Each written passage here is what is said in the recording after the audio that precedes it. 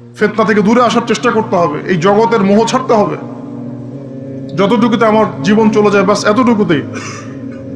আমি এইভাবেও বলতেছি আপনাদেরকে এখন সরাসরি, নিজেদের আপনজনদের মধ্যে, পরিবারের মধ্যে, বংশের মধ্যে কেউ যদি আপনাকে দিনের পথে চলতে বাধা প্রদান করে, ফিতনা সৃষ্টি করে, আপনি তার থেকেও নিজেকে সরে রাখবেন। দিন আপনার, জীবন আপনার, মানে দিন আমার, জীবন আমার, ইহকাল আমার, পরকাল আমার, জবাব আমার। আমার অন্য কারো দ্বারা প্রভাবিত হয়ে দিন নষ্ট করা যাবে না। যাবে? অনেক সময় হয় না, আমাদের বংশে, পরিবারের কাছের অনেক মানুষ আপনাকে দিনের পথে চলার ক্ষেত্রে প্রতিবন্ধকতা সৃষ্টি করতেছে। আমি বলতেছি না ওদের সাথে আপনি সম্পর্ক নষ্ট করে দেন, কাট অফ হয়ে যান, এটা বলতেছি না। বলতেছে আপনি ইসলামিক দূরত্ব মেনটেন করেন, আপনি নিজেকে নিয়ে থাকেন, আপনি আল্লাহকে নিয়ে থাকেন। এক আল্লাহই আপনার জন্য যথেষ্ট, ইনশাআল্লাহ কাউকে লাগবে না। ইনশাআল্লাহ কেউ যদি না থাকে, এক আল্লাহই আপনার আমার জন্য যথেষ্ট। এটা কি বিশ্বাস করেন কিনা? এই আল্লাহ পাকই আমাদেরকে বাঁচিয়ে রাখছেন, আল্লাহ পাকের হাতেই আমাদের জীবন, আল্লাহ পাকই আমাদেরকে খাওয়ান। আল্লাহ থাকলে কিচ্ছু লাগে না। আর যার আল্লাহ নাই, সারা দুনিয়া মিলেও তাকে সুখ দিতে পারবে না, তার কিছুই করতে পারবে না।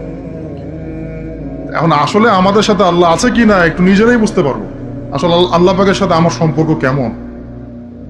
আল্লাহ বলে ডাকলে বা আল্লাহর কাছে দোয়া করলে কি আমার ভিতরে কোনো অনুভূতি আসে কিনা?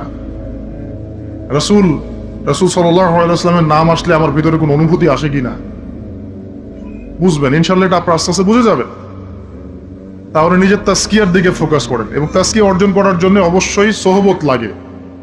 যারা আত্মশুদ্ধিতে পরিপূর্ণ মানুষ, এই মানুষগুলোর সাথে পরামর্শ করে চলবেন। আর নিজের দিন পালন করেন, দিনটাকে আর বিভক্ত হতে দিবেন না। যারা এই বিভক্তির দিকে নিয়ে যায় এদেরকে বয়কট করবেন, মিশবেনই না এদের সাথে। বরং আমি বলছি, বাংলাদেশে এমনি তো শত শত দল হয়ে গেছে।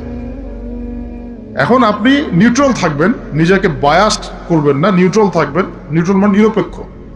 নিরপেক্ষ থেকে আপনি দেখবেন যে আসলে কার মধ্যে হকটা বেশি আছে। এরপর আপনার বুঝ অনুযায়ী কোরআন সুন্নাহর সাথে মিলিয়ে উলামায়ে কেরামের পরামর্শে যেদিকে তারা আপনাকে হেদায়েতের পথে নিয়ে যাবেন, সেই পথে আপনি চলেন। ইনশাআল্লাহ আপনি ঠিক পথে থাকবেন। এই জন্য আমি একা একা থাকতে নিষেধ করি। উলামায়ে কেরামদের সাথে পরামর্শ করে চলবেন এবং ঐক্যবদ্ধ জীবনযাপন করবেন। আর কিছু ভাইয়ের মধ্যে যদি খারাপ কিছু থাকে, তাদেরকে একদম আন্ডার এস্টিমেট করে ধুয়ে রেখে দেওয়ার দরকার নেই। কারণ যার মধ্যে খারাপ কিছু আছে, ওর মধ্যে ভালোও কিছু আছে।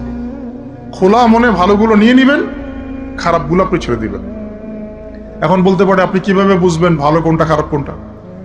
নিজে পড়বেন, নিজে জ্ঞান অর্জন করবেন, আল্লাহ পাক বিবেক দিয়েছেন, বোঝার চেষ্টা করবেন এবং আলেমদের সাথে পরামর্শ করবেন। ব্যাস, আল্লাহ পাক এরপরে আপনাকে যে পথে নিয়ে যাবেন, ইনশাল্লাহ সেই পথে আপনি চলবেন। উম্মার বিভক্তি বাড়াবেন না। এরপরে যখন অর্থনীতির মধ্যে ঢুকবেন, ব্যবসা বাণিজ্য, রিজিক, চাকরি বাকরি, জান চলে গেলেও হারাম খাবেন না। ইনশাল্লাহ আল্লাহ পাক তৌফিক দান করে, আপনাকে তৌফিক দেখ, আমাকেও তৌফিক দান। কারণ আমরা সবাই হারাম খাচ্ছি, অ্যাভেলেবল। আমি নিজেও ফিল করি, হারাম না খেলে আমাদের দোয়া কবুল হইতো। দোয়া যে কবুল হচ্ছে না, বোঝেন না? কাবা ঘরে দোয়া হচ্ছে বিগত প্রায় 40-50 বছর থেকে, আল্লাহ ফিলিস্তিনকে মুক্ত করে দাও, মুসলিম ভাইদেরকে সাহায্য করো, নুসরা নাজিল করো। আপনি দোয়ার কি বরকত দেখতে পারতেছেন? দোয়ার কি ইম্প্যাক্ট পড়তেছে? রিজিক হারাম, রিজিক অনেক সময় হারাম হয়ে যাচ্ছে আমাদের। এমনকি হজের মতো মৌসুমে, উমরার মতো মৌসুমে আমরা যে গোশতগুলা খাচ্ছি বাইরে, যেগুলা, এগুলো যে কতটুকু আল্লাহর নামে জবাই করছে আল্লাহ ভালো জানে। ভাবতে হবে তো, এগুলা পারতেছি না। আমি সত্যি বলতেছি যে আমরা হালাল খাইতেও পারতেছি না। মনে হয় চেষ্টা করতে হবে 100% হালালের উপর থাকার জন্য। যদি আল্লাহর নামে জবাই না করা হয়, সেটা কি হালাল হবে? যদি আমার টাকার মধ্যে সুদ থাকে, হালাল হবে? যদি আমার টাকার মধ্যে ঘুষ থাকে, হালাল হবে? বাংলাদেশের লক্ষ লক্ষ মানুষ নামাজ পড়ে মসজিদে, ঘুষখোর। বাংলাদেশের লক্ষ লক্ষ না, কোটি কোটি মানুষ মসজিদে নামাজ পড়ে, মুসল্লি, সুদখোর। অনেক মসজিদ কমিটি আছে সুদখোর। ভাই, আমার কথা বলতে কোনো ভয়ে কাজ করে না, আর আমি কারো পরোয়া করি না, সত্য কথা বলতে, এক আল্লাহ ছাড়া। বাংলাদেশে লক্ষ লক্ষ মানুষ আছে মসজিদে নামাজ পড়ে, সুদখোর, ঘুষখোর, দুর্নীতিবাজ, করাপ্টেড। আমরা আমাদের কথা বলছি, দাড়ি টুপি বলা মানুষ, আমরা বহু দাড়ি টুপি বলা মানুষ আছি, সমাজে চলাফেরা করি, আমাদের রিজিক ঠিক নেই, হারাম খাচ্ছি, দোয়া কবুল হবে? আল্লাহ পাক আমাদেরকে হারাম থেকে বাঁচান, হারাম থেকে বাঁচান। এরপর পরিবার যখন গঠন করতে যাবেন, ভুল করে পরিবারে অনইসলামিক কোন মতাদর্শকে স্থান দিবেন না। পরিবারের বউ বাচ্চা যেন পর্দা করে, খেয়াল রাখতে হবে। বিয়ে শাদী করার সময় খেয়াল রাখতে হবে কোন মেয়েটাকে বিয়ে করছে। একটা মেয়ের বাহ্যিক সৌন্দর্য সবকিছু না। 3 মাস 4 মাস খুব মজা লাগবে, তারপর দেখবেন যখন আসল লাইফে আমরা ঢুকে যাই তখন দেখবেন দায়িত্ববোধটাই সবচেয়ে বড় কথা হয়ে দাঁড়ায়। এই রওনাক চলে যাবে, দিনদারিতা না থাকলে এই রওনাক চলে যাবে। মেয়ে দিনদার কিনা এটা দেখবেন সবার আগে। দিনদার হলে যদি একটু গায়ের রং কালো হয়, বিয়ে করে ফেলেন, বিয়ে করে ফেলেন।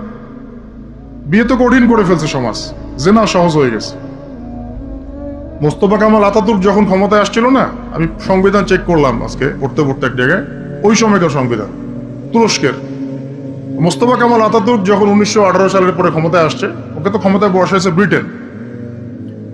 এ তো জানেন হিস্ট্রিটা, আপনারা অনেকেই জানেন যারা পড়াশোনা করেন। ওর সংবিধানে লিখেছে যে একাধিক বিয়ে করা হারাম, আর অমুসলিম নারীকে বিয়ে করাও বৈধ। নাউজুবিল্লাহ, সব উল্টাই দিছে।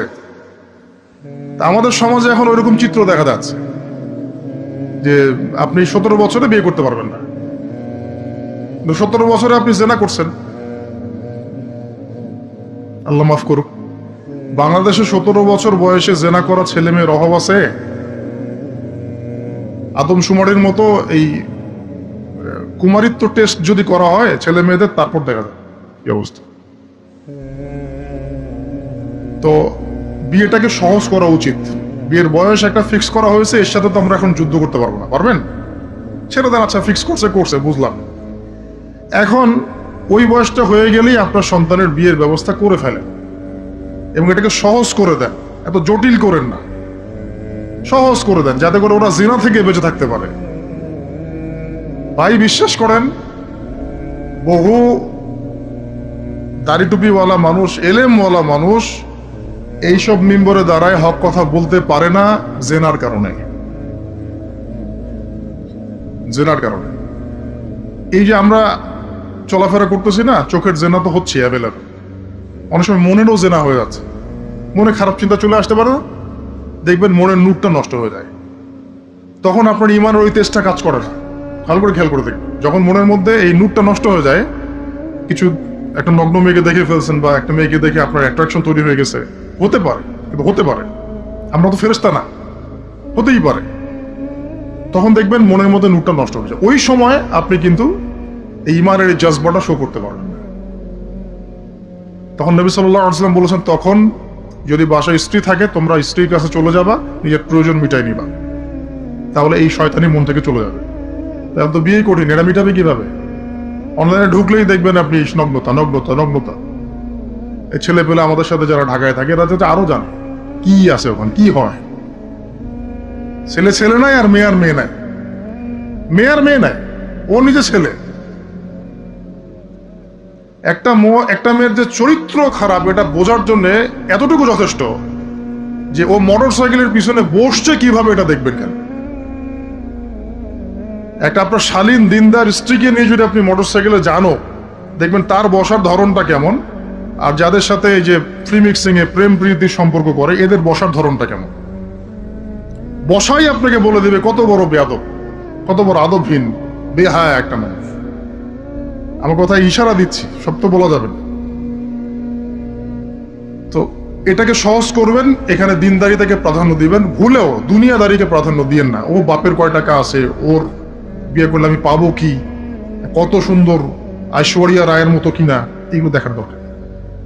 এগুলো থাকে না, আস্তে আস্তে চলে যায়, দিনদারিতা থেকে যায়। ইব্রাহিম আলাইহিস সালামের স্ত্রীদের কথা আজকে আমরা স্মরণ করি না? হাজেরা আলাইহিস সালাম, তার ওই সবর, সাফা মারওয়ার সাই, তাওয়াক্কুল আল্লাহর কাছে এত পছন্দ হয়েছিল যে কিয়ামত পর্যন্ত যত মানুষ হজ করবে, সাই না করলে হজ হবে না। ঠিক আছে, উনার ওই হাঁটা দৌড়াদৌড়ি আল্লাহর কাছে এত পছন্দ হয়েছে। আপনি জামজাম কূপ ওখানে যে তাওয়াফ করছেন না, তাওয়াফ করে যে পানি খেয়ে আসলেন, সাফা মারওয়া সাই করলেন, এই সাই না করা পর্যন্ত আপনার হজই হচ্ছে না, ওমরাই হচ্ছে না। একজন দিনদার মেয়ের দিনদারিতা আল্লাহর কাছে কিভাবে কবুল হয়ে থাকে? আমাদের মেয়েদেরকে বুঝান, বাসায় গিয়ে বোনদেরকে বুঝান, মাদেরকে বুঝান, স্ত্রীদেরকে বুঝান, তাদেরকেও একটা উদ্দেশ্যে আল্লাহ পাক সৃষ্টি করেছেন। কি উদ্দেশ্য? তারা যেন ইসমাইলের মতো প্রজন্ম জন্ম দিতে পারে। তাদেরকে সিরিয়াল দেখার জন্য পাঠানো হয় না, তাদেরকে রং তামাশা করার জন্য আর স্নো পাউডার মেখে বাইরে ঘোরার জন্য পাঠানো হয় না। এবং এটাকে কন্ট্রোল তো আমাদেরকে করতে হবে। এই যে বললাম, কন্ট্রোল করতে গিয়ে যদি দেখেন পারতেছেন না, আপনার দ্বারা হচ্ছে না, তখন কি প্রয়োজনে ডিসকানেক্টেড হয়ে যাবে।